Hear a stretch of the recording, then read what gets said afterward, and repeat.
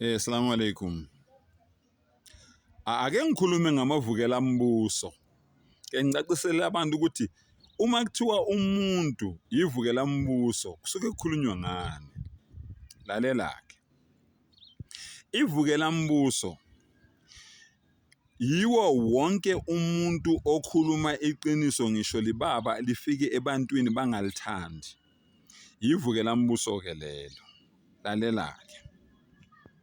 Uyabona ekhaya la uzalwa khona. Uma ngabe wena uhlala ume eqinisweni ngaso sonke isikhathi awuvumelani nomndeni mawenza izinto ezi-wrong, uyivukela mndeni awuthandeki emndenini.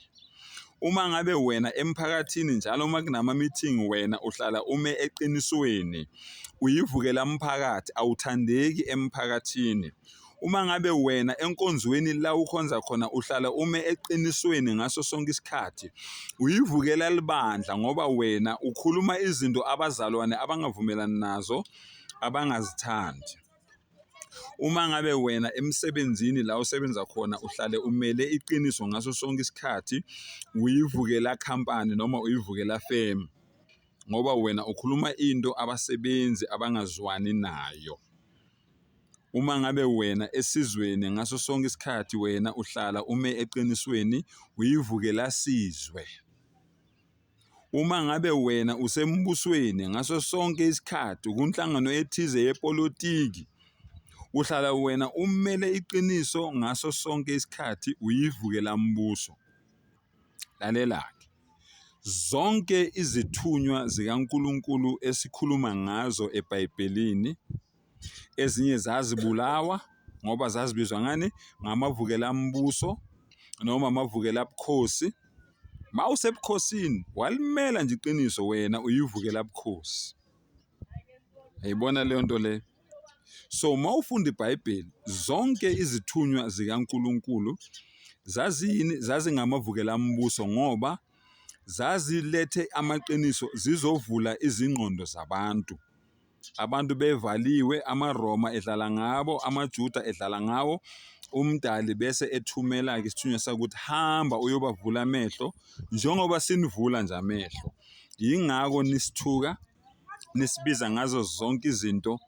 Hayi mina futhi seningiqedile angazi ukuthi ngingathini. Hawu enikuthandayo nje niyangibiza futhi angisenendaba ngoba inhlamba ayinamatheli.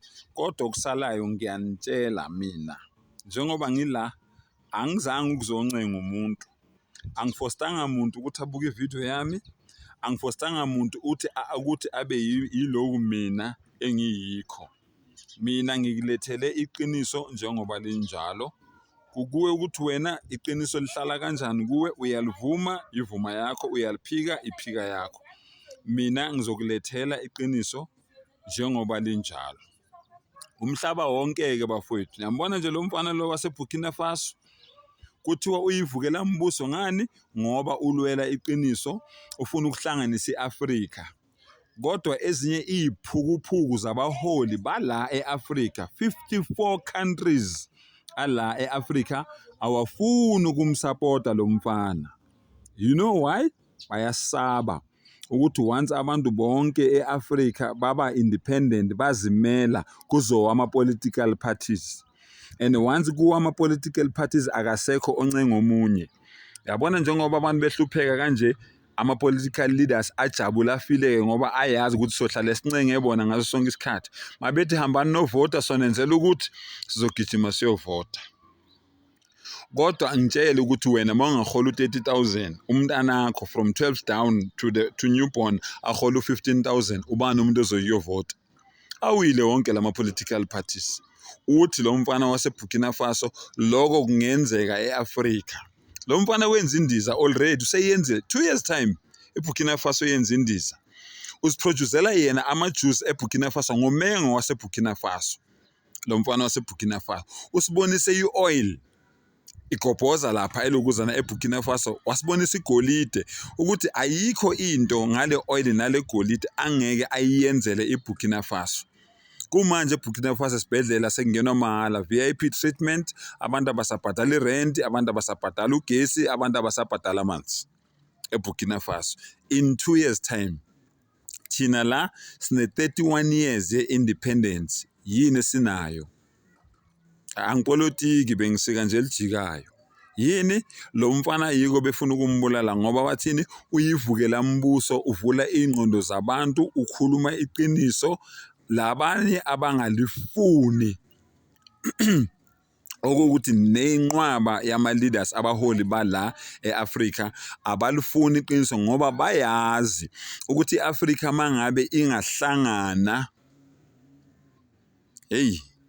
i-Afrika mangabe ingahlangana alikho izwekazi ngisi Asia njengoba kuthiwa is the biggest continent, angeke imele i-Afrika ngama-resources ngomcebo wayo nangomhlaba wayo. Alikho izwe lingameli i-Afrika. Manje laba abafuni ngoba bawohlohle sabo, bafuna ukudla bodwa. Bayajabula mangabe bebona abanye abantu e-Afrika behlupheka. Ley'phukuphuku lezi zako-Europe, zako-America zibakhohlisa ngemadlana encane, into ezophela, into abazofa bayishiye, ukuthi hlanganani nathi sibulale i-Afrika, sihluphekise abantu base-Afrika. Nabo abaholi bethu ngenxa yomhawu nobu-greed nokuthi yonke into bafuna ukuthi baphile kamnandi bodwa, bayavumelana naley'phukuphuku lezi ezibabhayizisayo bengaboni ukuthi ziyababhayizisa. Abanye bayabona kodwa ngenxa yokuthi sebedakwe imali benza ngathi ababoni. Angibonge bafowethu, angibonge kakhulu.